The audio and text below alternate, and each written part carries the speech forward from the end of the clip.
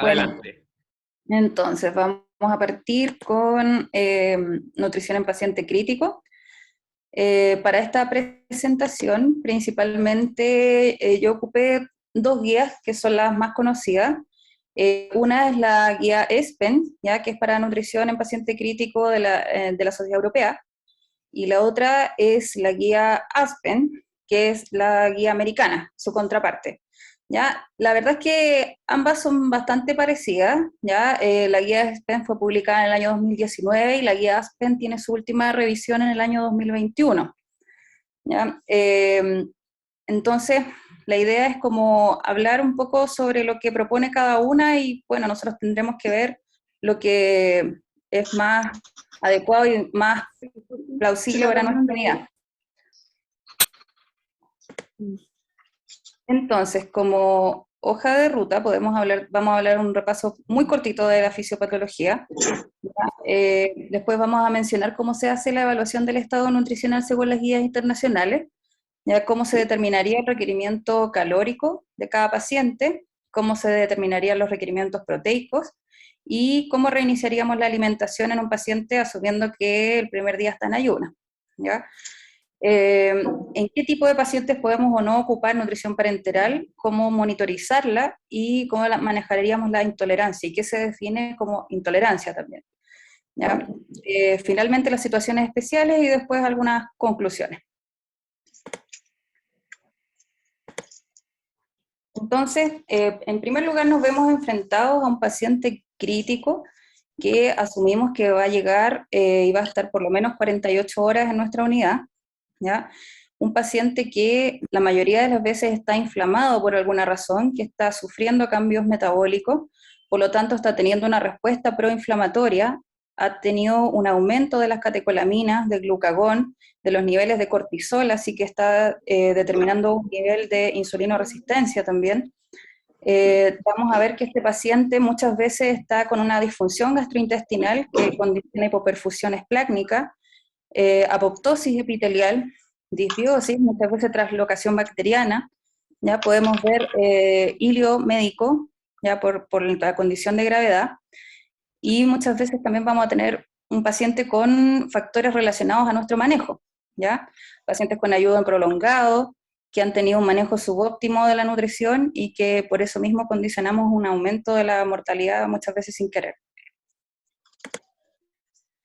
Existe una teoría que habla de cómo sería la respuesta inflamatoria y la respuesta a una enfermedad crítica. Vamos a ver en primer lugar la fase que sería hiperaguda en el primer y segundo día, ya el periodo temprano, donde vamos a ver una fase que hay inestabilidad hemodinámica, generalmente siendo esa la razón de el ingreso a UCI. Ya posteriormente, en el día 3 al día 7 sería ya la fase más lenta, pero la fase aguda de esa fase lenta, ya donde vamos a ver una disminución de la inestabilidad hemodinámica y una estabilización del paciente. ¿Ya? La idea de esto es que veamos un catabolismo disminuido y es en este momento en que tenemos que aumentar nuestros requerimientos de nutrición. ¿Ya? Y finalmente vamos a tener una fase tardía donde tenemos un aumento del anabolismo y es en este momento en que el paciente ya debería rehabilitarse, debería poder aumentar sus requerimientos para poder recuperar muchas veces el peso que perdió, o si es que eso no se logra, vamos a pasar ya a una fase de un paciente crónico de UCI.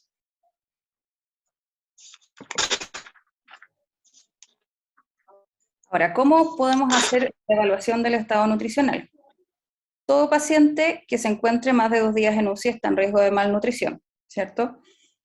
Si hablamos de una cosa estadística, podemos ver que de un 38 a un 78% de los pacientes de UCI sufre desnutrición. ¿Ya? Existe un estudio que habla de cifras chilenas, ya que donde podemos ver que hasta 3/4 de los pacientes sufre algún grado de desnutrición, ¿ya? Y que podría en sí mismo este factor ser un factor independiente de aumento de estadía en UCI, de aumento de la readmisión, de la incidencia de infecciones, de la tolerancia a esas infecciones e incluso de la mortalidad hospitalaria. ¿Ya? Ahora, ¿cómo podemos hacer una evaluación nutricional adecuada? la verdad es que no existe actualmente un gold standard, ¿ya? Tenemos nuestras dos guías, dentro de las cuales la guía europea habla de que no existe un consenso por ahora, y que todavía todas las scores y todas las entrevistas que existen están en estudio, así que en realidad no hay ninguna que ellos recomienden de forma tajante, ¿ya? Y está también la guía Aspen, que habla del Nutri-Score, ¿ya? Del NRS 2002, y también del Nutric modificado, que lo voy a mencionar ahora, ¿ya? El Nutri-Score se estudió tienen un estudio prospectivo observacional que había en un centro de pacientes neurocríticos, ¿ya?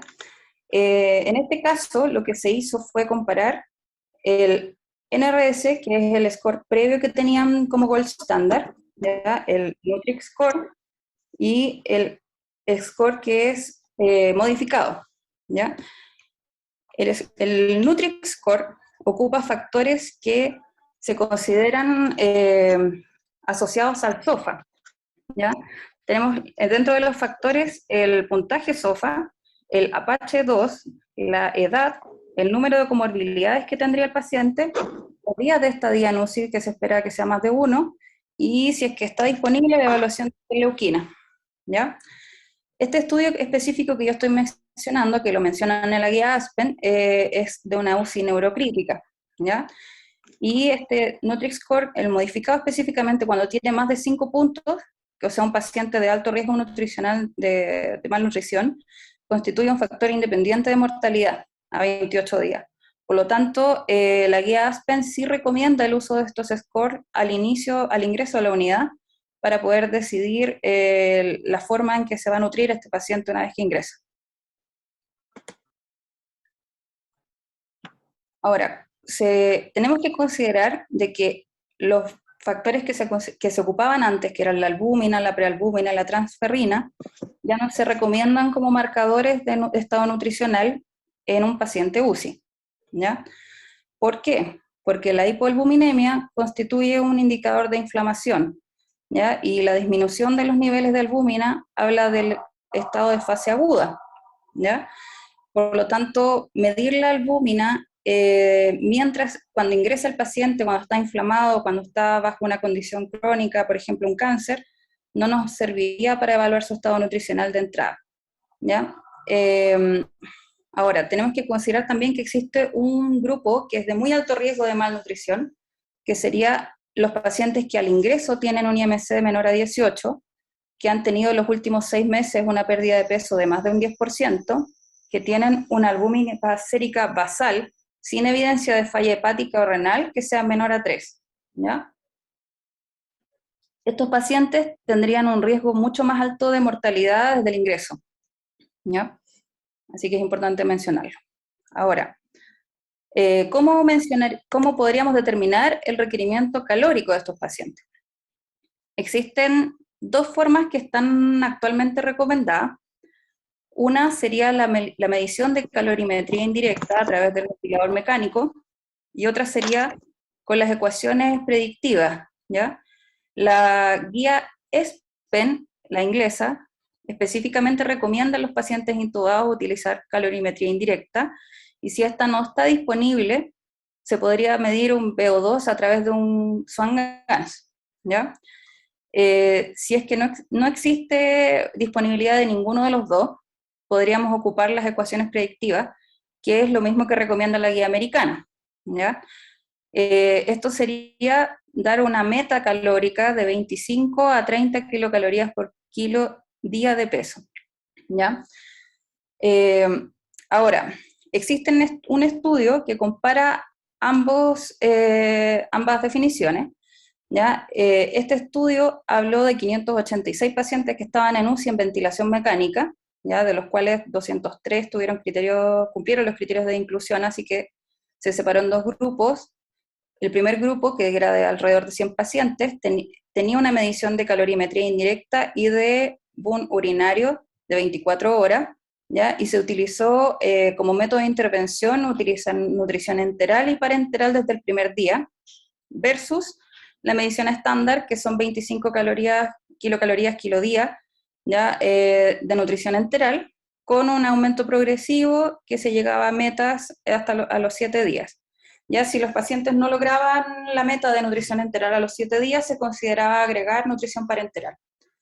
¿Ya? En este estudio, y a pesar de que la guía ESPEN lo recomienda, demostró que no había diferencias ni en la morbilidad, ni en la mortalidad, ni tampoco en el outcome funcional de los pacientes a los 6 meses, de los pacientes que sobrevivían.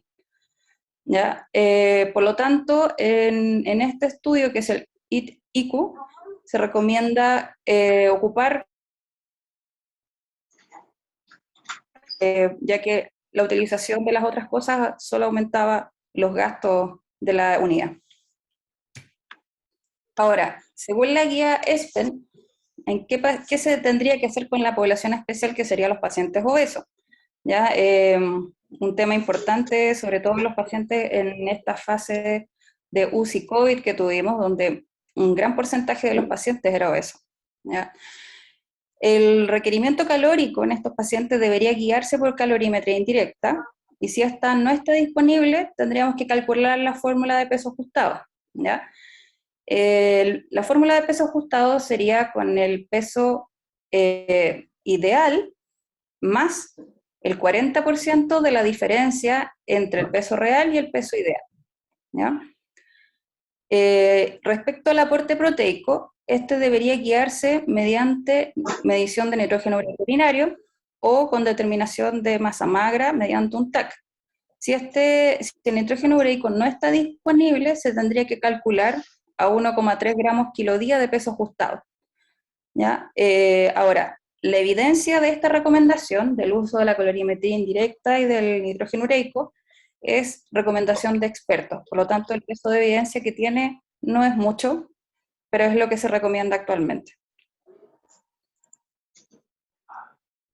Ahora, ¿qué vamos a mencionar sobre los requerimientos proteicos? ¿Ya? Sabemos que el catabolismo proteico es mayor en la fase temprana y que luego disminuye gradualmente. ¿Ya?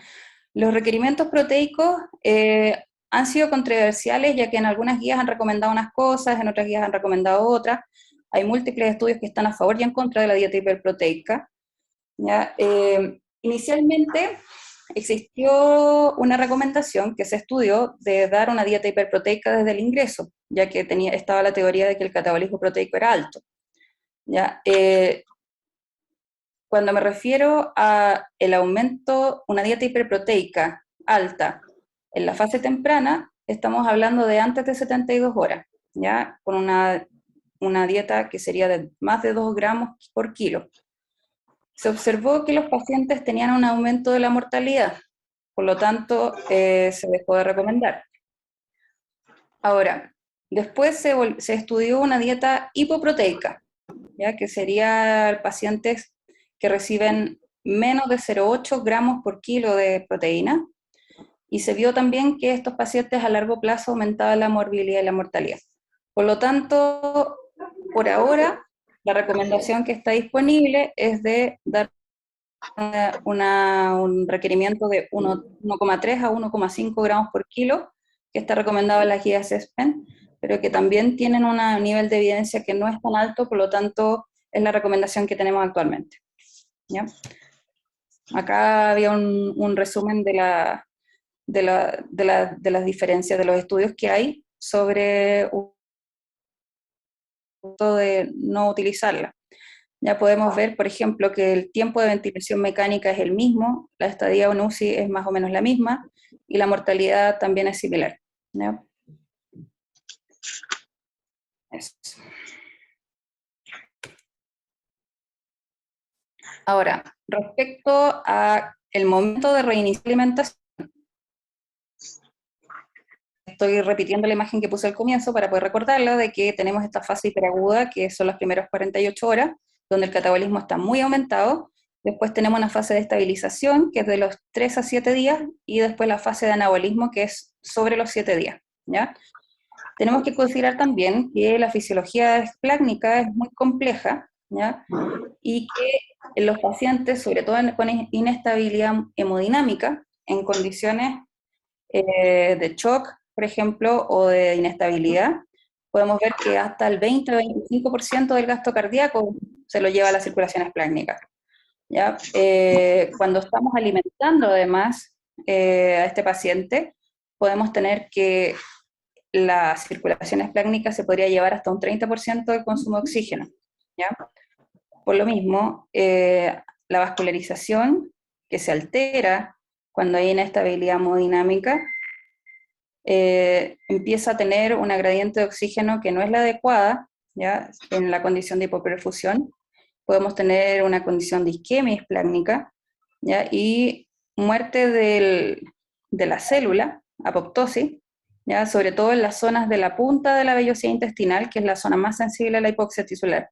¿Ya? Y al aparecer eso, hay aumento de la permeabilidad intestinal y translocación bacteriana. ¿Ya? Tenemos que tener esto en cuenta, ya que lo vamos a mencionar más adelante en los pacientes que están con alto nivel de drogas vasoactivas y con shock. Ahora, ¿qué recomiendan las guías sobre el inicio de la alimentación? Siempre se debe preferir la vía oral, ¿ya? Si consideramos que la vía oral no se ha logrado iniciar en 48 horas, tenemos que iniciar la nutrición enteral sin demora, ¿ya? Siempre se debe preferir la nutrición enteral por sobre la nutrición parenteral, ¿ya? Si llega a existir una contraindicación de la vía oral o de la nutrición enteral, debemos iniciar también sin demora nutrición parenteral en el día 3 a 7.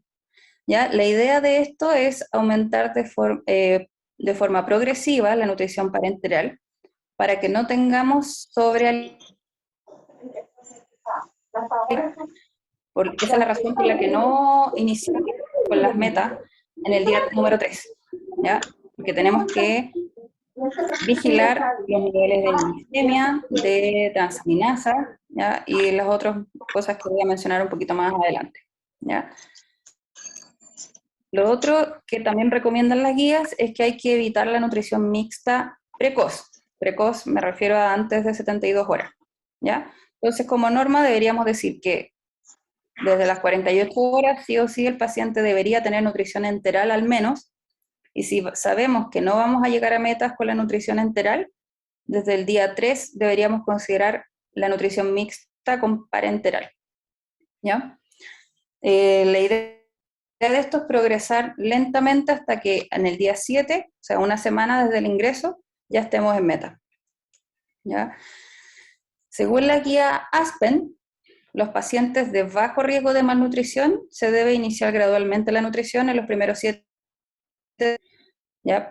Pero si el paciente es de alto riesgo, la idea es tratar de llegar a metas con la nutrición enteral en las primeras 72 horas.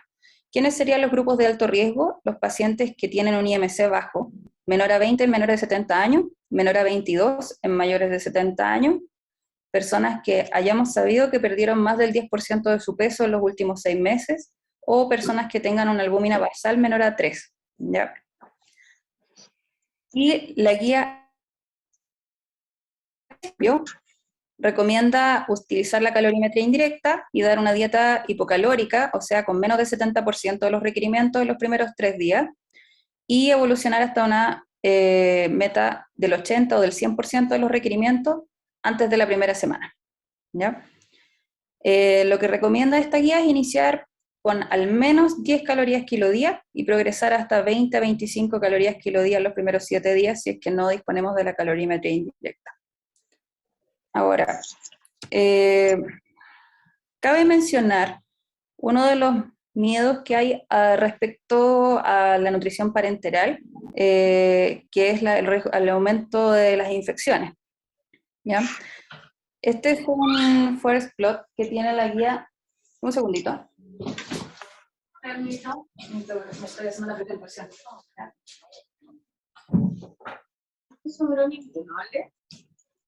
Todavía estoy... Volví, ya.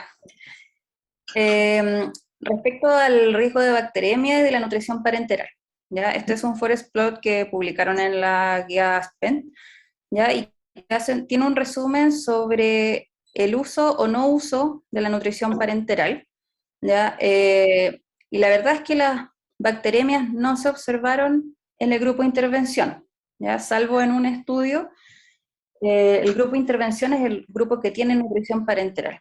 Por lo tanto, la evidencia dice que en realidad no aumenta el riesgo de bacteremia, no aumenta el riesgo de infecciones, y por lo tanto no deberíamos tener ese fantasma que teníamos antes de que la nutrición parenteral aumentaba el riesgo, ¿ya? Ahora, ¿cómo se debe monitorizar? Los requerimientos calóricos se deben medir al ingreso de la UCI y la idea es monitorizar cambios al menos una vez por semana, ¿ya? O sea, una vez por semana deberíamos ver si es que hay una modificación de los requerimientos. Respecto a la medición del residuo gástrico, las guías recomiendan no medirlo de rutina, ¿ya?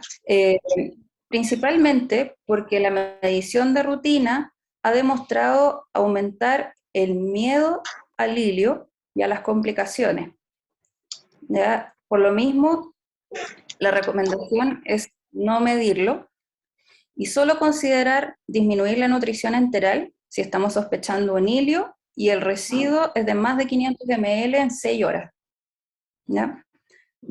O si es que existe una intolerancia significativa, que también la voy a mencionar más adelante, ¿ya?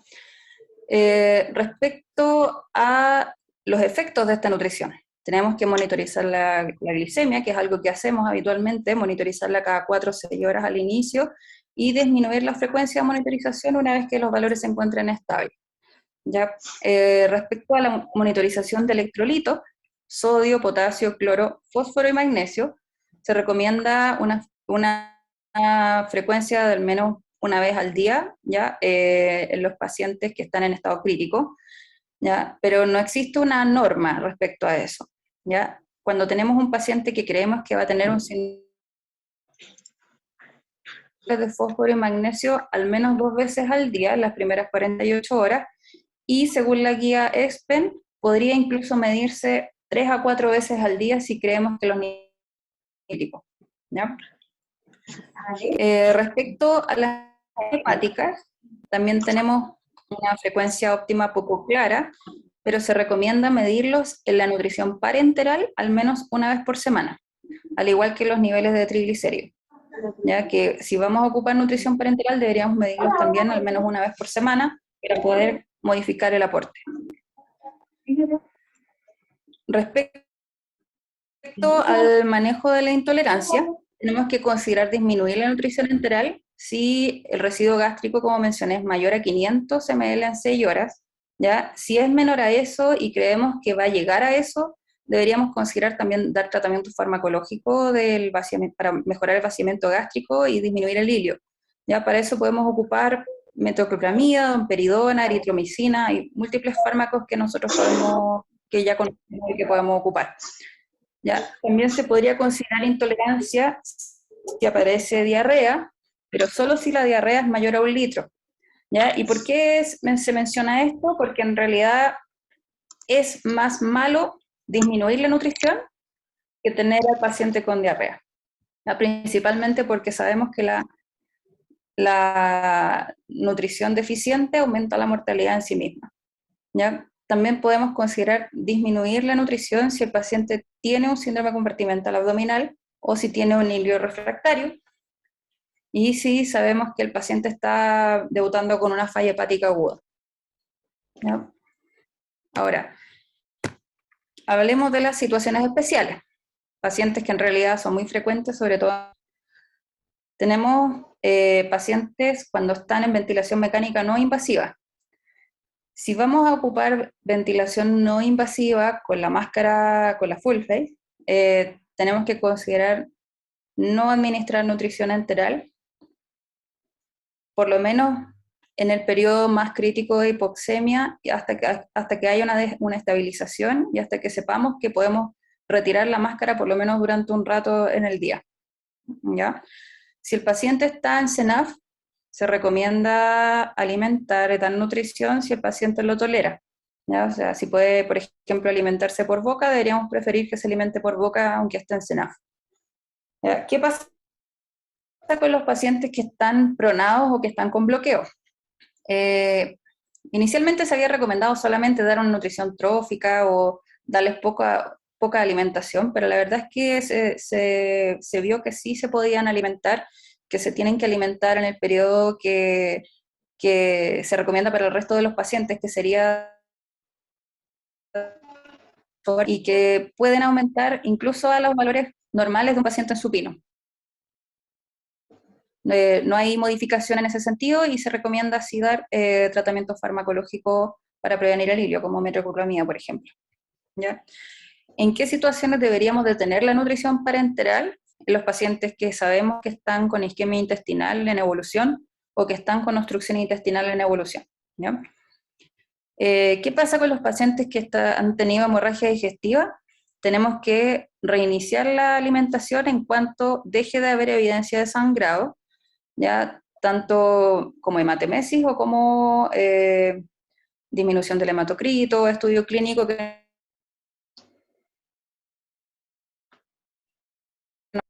pacientes con COVID severo, sí hay evidencia de utilizar la nutrición trófica, ¿ya? Pero si se puede progresar en nutrición enteral con las normas de los restos de los pacientes, se deberían ocupar. Y cuando estamos en un caso de cirugía abdominal, la nutrición se debe iniciar lo antes posible, ¿ya? No tendríamos que detenerla por eso. Ahora, eh, tenemos los pacientes que están con shock o con altas drogas vasoactivas.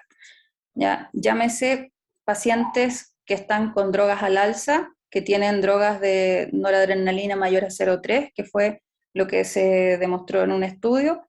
¿Ya? Se vio que estos pacientes podían tener un mayor riesgo de isquemia intestinal y por lo mismo tenían más riesgo de perforación intestinal.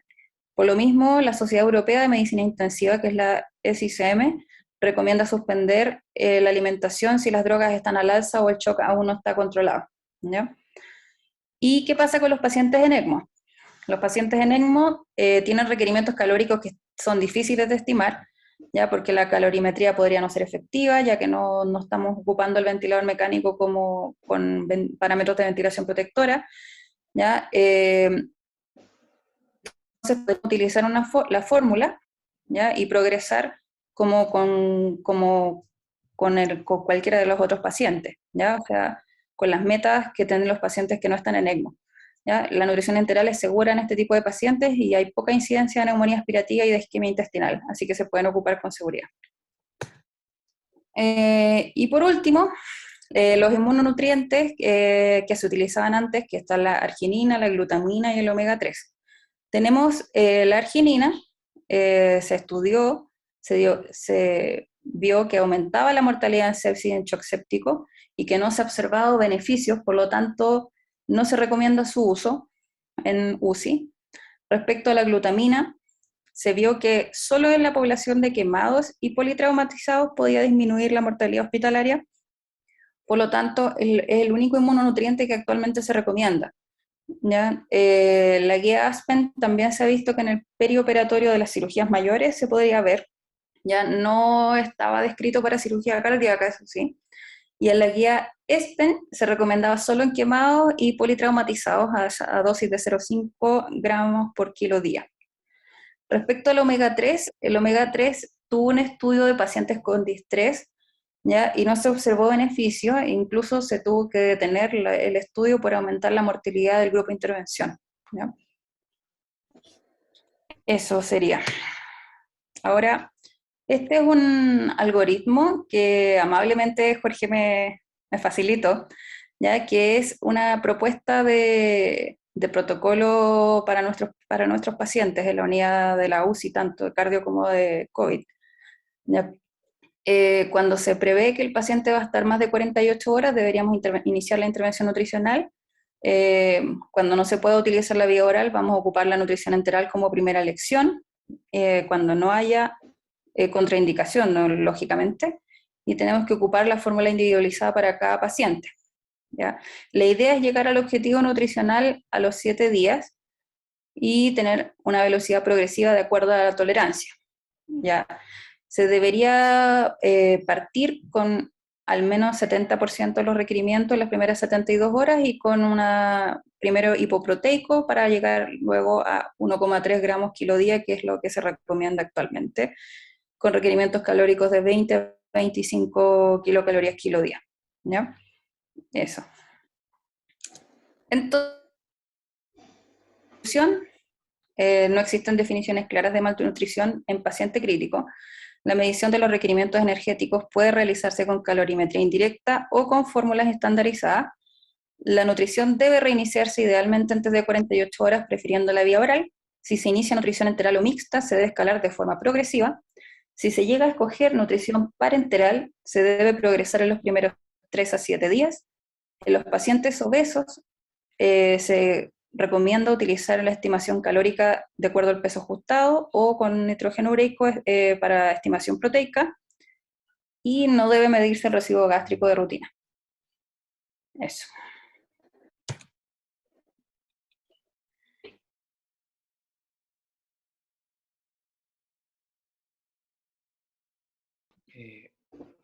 ¿Dudas, preguntas? Muy buena presentación, Karin. La verdad es que estamos muy agradecidos, fue muy completa. Fernando Llévenes veo que levantó la mano, así que adelante con las preguntas. Oye, muy buena presentación, así que muchas felicitaciones. Quería hacer una pregunta con respecto a la Gracias. intolerancia. Se pone ahí, por ejemplo, residuos menores a 500 en 6 horas, que en Mayores. teoría no diríamos ahí reducir, o sea, exactamente esa misma. ¿Ya? Igual dentro de todo, si tiene residuos, ponte tú, de 400 ml en 6 horas, y eso se multiplica por el día entero, serían como, podrían ser, no sé, como 1500, 1600 más o menos ml de residuo total. Igual es harto en todo caso, o sea, para lo que estamos acostumbrados nosotros. Entonces se considera que en esos residuos efectivamente no habría que, hay como un mínimo, porque usualmente lo que hacemos nosotros cuando tiene sobre 500, tal vez de manera mal hecha, sobre 500, 600 en el día ya empezamos a disminuir, incluso suspender. Sería como un importante paradigma de cambiar la UCI, ¿no? Sí. ¿Puedo responder, Karin, o quieres responder tú? Es que se me cortó un poco lo que me dijo, así que no me quedó tan claro, pero por lo que entiendo está hablando de que el residuo es bastante alto, el número que está Claro, en recomendado en las guías, ¿es eso? Efectivamente, efectivamente. el fondo Sí. eso llevaría Sí. a cambiar nuestro paradigma. Entonces, a mí me gustaría compartir algo de mi pantalla, un segundo. Porque igual es Ujú. complejo el tema de los residuos y nosotros estamos acostumbrados a cambiar estrategias nutricionales en cuanto a los residuos. Acá, por ejemplo, no sé si se ve en mi pantalla, pero acá hay varios papers sobre el impacto de la medición de residuos gástricos. Por ejemplo, acá podemos ver en un estudio grande que en el fondo se ve que en todos estos que están acá, por ejemplo, no sé si se ve a la derecha, que en el fondo no hay eventos adversos cuando los residuos son menos de 500 ml, y que en el fondo hay otros estudios como este o como este que tengo acá, que hablan incluso de que no se debería medir los residuos gástricos porque lo único que hace es hacer que uno aporte menos nutrición enteral. Y en el fondo Claro. recordar también que el estímulo para que el intestino y el estómago empiecen a funcionar es la distensión gástrica. Y para que haya distensión gástrica tienen que haber aportes. Entonces, si yo disminuyo el aporte, no va a haber una distensión gástrica adecuada que genere el peristaltismo. Se ha visto que no medir residuos gástricos no aumenta las neumonías asociadas a ventilación mecánica, no aumenta las tasas de isquemia intestinal y no aumenta las complicaciones ni outcome de mortalidad. Pero si es que ya los residuos gástricos están sobre 500 ml cada 6 horas, voy a dejar de compartir, en el fondo sí me habla de, más que de parar la nutrición, me habla de cambiar conducta. ¿Y cuáles son esas conductas? Administrar prokinéticos, metoclopramida, levosulpirie, eritromicina, eventualmente discutir, cambiar a una sonda postpilórica en vez de sonda nasogástrica, y también considerar disminuir el fentanilo. No sé, pues aumentar el midazolam, disminuir el fentanilo, cambiar, agregarle otro sedante para poder disminuir los opiáceos, pero en el fondo de entrada y de lleno no disminuir el aporte de nutrición enteral. Y eso La cambia nutrición, harto, claro. cambia harto nuestro paradigma de la UCI, porque nosotros sí cambiamos la conducta con residuos, ya con residuos de 200 a 300, nosotros sí cambiamos la conducta, entonces sería algo súper importante a discutir con la UCI. Lo otro es distinto, obviamente, si es que el paciente está con distensión abdominal, se ve que tiene dolor, se ve que es un abdomen como un tambor. Ahí quizás uno pueda decir, bueno, un paciente que no está tolerando lo digestivo y quizás debería pensar en si está haciendo isquemia intestinal, quizás medir la presión abdominal y ver que no tenga una hipertensión abdominal o que no está haciendo una isquemia intestinal, pero en el fondo residuos altos no es sinónimo de bajar la enteral. Y ese es el mensaje que La queríamos nutrición. transmitir. No sé si eso responde a tu pregunta, Claro. Fernando. Sí, por supuesto. Ahora, yo no estoy muy de acuerdo en bajar el analgésico solamente, porque si no, subimos propofol, midazolam, tendría un paciente que estaría solamente con sedación y no con analgésico. Así que Claro, realmente tal vez sería cambiar un poco el analgésico, más que disminuir el efecto, por cambiarlo con exacto. vitamina, que tiene también efecto analgésico ahí, Pero, por ejemplo, ahí para tú agregarle. como anestesista te pregunto, por ejemplo, bajar de 4 a 2 o a 2,5 o bajar un poco la dosis de fentanilo, ¿podría ser razonable o igual? Entonces yo creo que siempre lo que se ha hecho con respecto a la sedación, que tiene que ser, bueno, que se cambió el término de analgesia en algo sedación, o Ujú. de sedación basada en la analgesia, en que el paciente primero tiene que estar sin dolor, después dormido y después bloqueado. Ese es el Claro, orden, claro, lógicamente. eso es lo principal. Cuando- Bueno, la otra claro, opción que exactamente. tenemos es la naloxona enteral, que también sería un bloqueo Sí, de la no, por supuesto. dominación. No, sí, en ese sentido que se puede hacer, se puede hacer. Importante que al paciente no le duela. Claro. Lo otro, Yo como creo tú bien, que... dime, sí, por favor. ¿Ah? No, no, sí, continúa nomás, continúa nomás. Ya, y lo otro sería cambiar de sedante o efectivamente bajar con dosis mínimas, pero también es importante considerar que el paradigma también que estamos haciendo en la UCI es que ojalá que el paciente esté tranquilo porque no tiene dolor más que porque esté bloqueado. Que lo que estamos haciendo también los pacientes con soporte extracorpóreo, que cambiamos de morfina, que también, como Mm. sabemos, tiene disminución de la motilidad gástrica, y cada vez también con naloxona. Yo te decía el comentario básicamente porque sí es importante discutirlo, sobre todo por esos residuos de 500 menos de 500 cada 6 horas, que somos súper estrictos, de que cuando un paciente que tiene 450 cada 6 horas estaría en rango normal, y que Mm. con una diarrea que tiene menos de 1 litro, significa, 1 litro me imagino que en un día, supongo, En un día. y En que el sería, día, sí. claro, y sería por ejemplo un paciente que tiene una diarrea de 800, 700 al día, con un residuo gástrico elevado, igual dentro de todo como que mueve un poco o llama la atención. Ahora, eso lo comentaba más que nada por ignorancia, O sea, yo sobre creo que a todo si todos la nos llama la evidencia, atención porque Ujú. estamos acostumbrados a eso, pero yo creo que el mensaje en el fondo de todas las sociedades es no guiarse por residuos para cambiar la nutrición. Pero claramente hace ruido y yo creo que el ruido que hace es descartemos la isquemia intestinal, descartemos un compartimental abdominal, evaluemos bien al paciente. Eh, Eso no sé si, creo que el doctor Torres tiene una por pregunta. muchas gracias. Hola, muchas gracias, Karim. Muy buena tu presentación y muy ilustrativa. Y yo parcialmente respondía lo que iba a acotar, era el uso de rutina de prokinéticos. Yo creo que en nuestro setting de pacientes, que la mayoría son pacientes que se actúan rápido, eh, y ya mucho tiempo dándole prokinético casi a todos los pacientes, a mí me genera la duda que sea necesario, ¿ya? Y además teniendo en cuenta que de todos los que nombraron ahí, todos tienen riesgo de arritmia y sobre todo la metoclopramida, que es que más ocupamos, aumenta el riesgo de delirio y de otras complicaciones. Así que mi pregunta iba para ese lado. ¿A quién sí o sí tendríamos que indicarle los prokinéticos y cómo monitorizarlo? Por lo menos yo lo En que... hola. ¿Lo respondo yo? ¿Sí? Sí. En las guías no mencionan que se deben de rutina en todos los pacientes los fármacos prokinéticos, ¿ya? De hecho, se recomienda utilizarlos cuando estamos sospechando de que la tolerancia a la nutrición enteral no es la correcta, ¿ya? Y que nos impide eso la progresión de llegar a meta. ¿Ya? La verdad es que la metoclopramida no se recomendaba para todos los pacientes, se recomendaba solamente para ese tipo de pacientes y claro, tendríamos que monitorizar este riesgo que estábamos mencionando.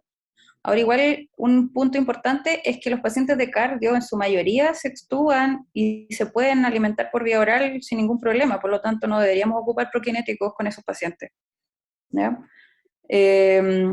Tendríamos que considerarlo solamente los pacientes que quedaron en ventilación mecánica y que sabemos que antes de 3 días no van a poder alimentarse.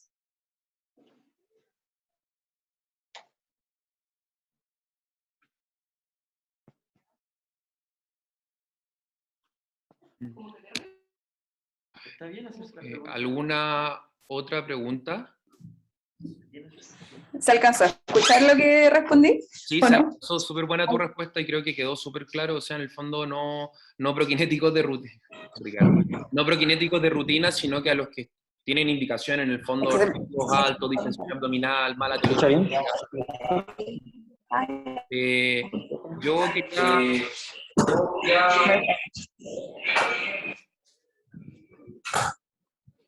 ¿Aló? Ahora sí. Ah, ya. Quería compartir algo nuevamente. ¿Quieres preguntar, Mari? Ya, después comparto entonces. Mariana tiene una pregunta. Hace una pregunta, un comentario en relación a lo que dice Gonzalo, que le encontré toda la razón, pero es llamativo también para cuestionarse que en los pacientes del Quinto Sur, a un gran porcentaje de pacientes cardio, les deja metoclopramida y apenas llegan de pabellón. Todavía no me queda muy claro por qué. Como parece que es parte del combo post-quirúrgico. La dejó y se fue. Tal cual. Hola, lo que pasa es que yo creo que es un tema de los anestesistas. Habitualmente de anestesia habitualmente se hace profilaxis de náusea y vómito, y habitualmente como primera escala de manejo de náusea y vómito postoperatorio le dejamos metoclopramida. Pero ahí probablemente viene por ese lado y debería ser básicamente una indicación.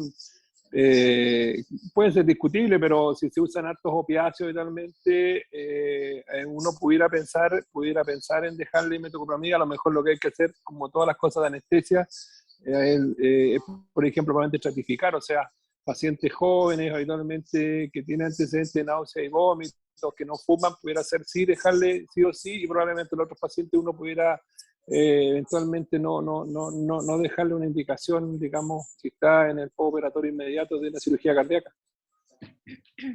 Quizás también sea prudente también evaluar el riesgo de arritmias de cada paciente. Quizás hay pacientes que tengan cardiopatía coronaria severa con antecedentes de taquicardias ventriculares, fibrilaciones, y en esos pacientes no usarlos quizás. Ahí habría que ver quizás cada caso a caso. Karin. Yo quiero decir algo también. Hay que considerar igual que podríamos ocupar otros fármacos que no sean metoclopramida. Por ejemplo, podemos ocupar, porque lo dejamos principalmente como profilaxis de náuseas y vómitos, ¿ya? Para el postoperatorio, inmediato. Eso serían las primeras 24 horas, considerando que el paciente lo deberíamos extubar antes de 6 horas. ¿Ya? Podríamos ocupar un dancetrón como 274 miligramos y con eso no tendríamos las complicaciones asociadas a la metoclopramida. ¿Ya? Eso es como propuesta. Perfecto. Yo quería hacer una cápite sobre el tema de la diarrea. ¿Me dejáis decir algo antes, Jorge? Bueno, por favor. Sí, considera también de que son profilaxis.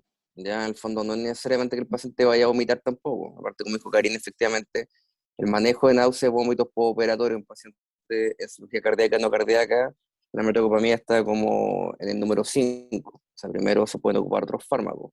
Llámese ondansetron, como dijo muy bien ella, droperidol y eventualmente propofol, que son fármacos que son antieméticos más que prokinéticos. ¿Ya? Entonces, en general se pueden hacer fármacos como profilaxis, por ejemplo, dejar 4 o 8 miligramos, tomando en cuenta que el paciente con la dosis de 0,1 miligramo por kilo, se pueden dejar profilaxis SOS o droperidol en dosis de 0,625 miligramos o bolitos de propofol que también sirven como antiméticos. Y el droperidol lo tenemos, ¿cierto? Sí, Un poco, sí, Sí, sí, por ejemplo, agroperiodo. Perfecto. diferenciar un poco lo que es antiemético de prokinético, ¿no? Ese comentario no. Quizás sería interesante empezar a usarlo más. Ahí sería una instancia a conversar en otro momento. ¿Alguien tiene otra pregunta antes de yo hacer el comentario sobre la diarrea? Ya. Entonces comparto mi pantalla, creo que se ve, ¿sí? Quería hacer un comentario sobre el tema de la diarrea. En el fondo, todas las guías se ponen de acuerdo con que diarrea en nutrición enteral no es sinónimo de interrumpir el régimen, sino que evaluar qué está pasando con mi paciente. Por lo tanto, en el fondo, si mi paciente tiene diarrea, tengo que chequear qué medicamentos tiene, si está con metoclopramida o laxante, suspenderlo, ver si hay desórdenes hidroelectrolíticos como una hipocalemia severa que me diga bajémosle la enteral para que no generar más hipocalemia en relación a la diarrea, evaluar inicio de probiótico, evaluar cambiar la fórmula a una con menos fibra, pero en el fondo no bajar ni suspender la enteral. Este mismo algoritmo, por ejemplo, habla de cuándo bajar la enteral, como se ve en mi mouse, cuando hay dolor abdominal, distensión, timpanismo, ahí quizás yo sí debería, pensando en que hay una diarrea sintomática con mala tolerancia intestinal, ahí quizás yo debería suspender o pausar o disminuir la nutrición enteral. Pero en el fondo, esta misma guía y varias entidades hablan de que si descarto que no hay Clostridium, que no hay una diarrea farmacológica, es muy poco probable que la diarrea sea asociada a la nutrición enteral. Y habiendo descartado todo lo grave o todo lo importante como isquemia intestinal o entre otras cosas, yo más que nada debería iniciar, por ejemplo, como dice acá, loperamida, racecadotrilo, que es uno de los fármacos que quizás podríamos, acá sale racecadotril, que en el fondo va a inhibir la secreción intestinal y va a disminuir la diarrea, loperamida, que sí contamos con esto. Entonces, en el fondo, yo quería dejar el mensaje de diarrea no es sinónimo de pensar en bajar la enteral, que también es una conducta que muchas veces hacemos y que quizás sería algo interesante a discutir. No sé si alguien tiene una opinión distinta o sabe algo distinto. El momento de comentarlo.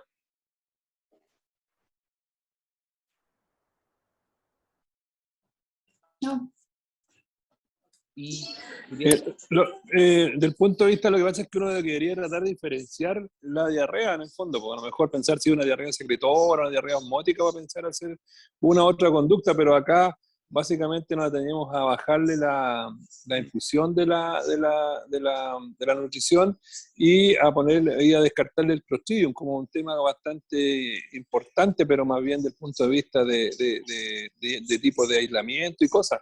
Hay que darle más tiraje a pedirle unos leucocitos fecales, a lo mejor a buscar un coprocultivo de repente si uno quiere alguna cosa, y descartar otras cosas. En el fondo yo creo que hay que ser un poquito más global en la evaluación. Es variable lo que uno quiera pedir, qué puede hacer, pero en el fondo es como tratar de buscarle un poquito y no solamente bajar la nutrición y pedirle una toxina, que es lo que se hace habitualmente.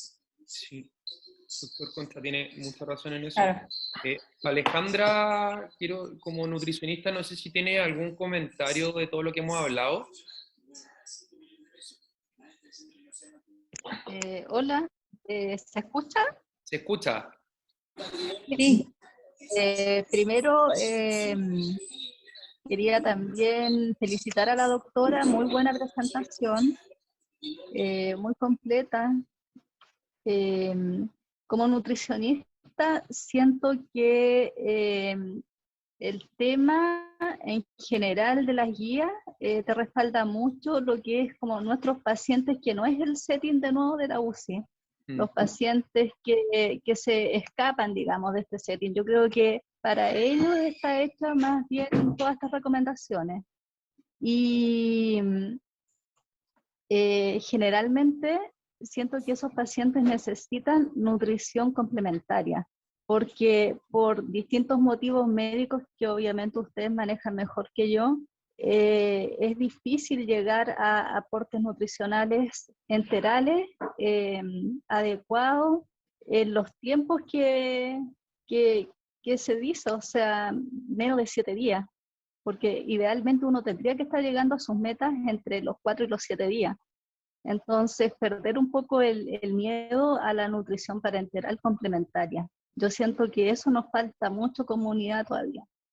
Y con respecto a lo que es evaluación nutricional, sí, no olvidarse de los obesos, porque los obesos necesitan aportes proteicos más altos, porque tienen en el fondo como un desbalance en todo lo que es como el metabolismo, en la forma de metabolización. Entonces, ahí recordarles que tenemos estas fórmulas que son hipocalóricas y hiperproteicas, y indicarlas más. Eso es como un aporte que me gustaría hacer, porque en realidad creo que la presentación está todo dicho. Súper bien. Sí, pues decir que le tenemos igual harto miedo a la parenteral, principalmente por el riesgo de infecciones por hongos, pero por todo lo que he leído con los estándares nuevos de calidad y de cuidado de enfermería, en varias guías se habla de que el riesgo de infecciones asociado a catéter venoso central ha bajado. Incluso la doctora Marín nos comentaba que hace 2 años que no tenemos una infección por catéter en relación a la nutrición parenteral. Ahora, la idea de hacer un protocolo nuevo es no tener que llegar a usar la nutrición parenteral porque siempre tiene sus riesgos. Entonces, la idea es que con esto el mensaje es tratar de optimizar lo mejor posible la nutrición enteral, no asustarse tanto con los residuos, sino más bien hacer una evaluación de qué es lo que está pasando y por qué mi paciente tiene residuos altos o por qué está teniendo diarrea, antes que bajar el enteral, para así lograr llegar a requerimientos y no tener que llegar a usar la parenteral, que también tiene sus riesgos, pero es verdad que hay que quitarle un poquito el miedo. Justo, sí. Eso, no sé si alguien tiene más, alguna acotación, alguna duda.